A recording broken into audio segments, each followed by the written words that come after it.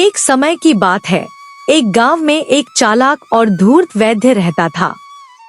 वह दिखने में बहुत साधारण था, लेकिन उसकी चालाकी के कारण लोग उसे बहुत मानते थे। वह गांव के लोगों से कहता था कि उसके पास सभी बीमारियों का इलाज है, लेकिन वास्तव में वह लोगों को धोखा देता था। एक दिन गांव के मुखिया की बेटी बीमार हो गई। मुखिया ने वैद्य को बुलाया और उसे अपनी बेटी का इलाज करने के लिए कहा। वैद्य ने कहा, मुखिया जी, आपकी बेटी का इलाज तो बहुत कठिन है, लेकिन मेरे पास एक खास औषधि है। इसके लिए आपको मुझे 1000 सोने के सिक्के देने होंगे। मुखिया अपनी बेटी की जान बचाने के लिए तैयार हो गया और वैद्य को सोने के सिक्के दे दिए।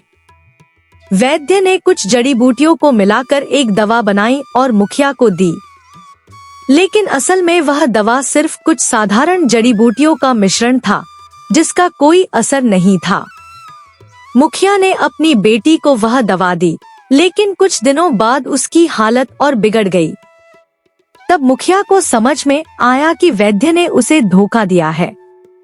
उसने गांव के लोगों को बुलाया और वैद्य के खिलाफ शिकायत की। गांव के लोगों ने मिलकर वैद्य को पकड़ लिया और उसे गांव से बाहर निकाल दिया। इस घटना के बाद गांव के लोग ज्यादा सतर्क हो गए और कभी भी किसी अजनबी पर भरोसा नहीं किया। इस कहानी से हमें यह सीख मिलती है कि हमें किसी पर भी आंख बंद करके भरोसा नहीं करना चाहिए। हमें हमेशा अपनी बुद्धि का प्रयोग करना चाहिए और सच को पहचानने की कोशिश करनी चाहिए।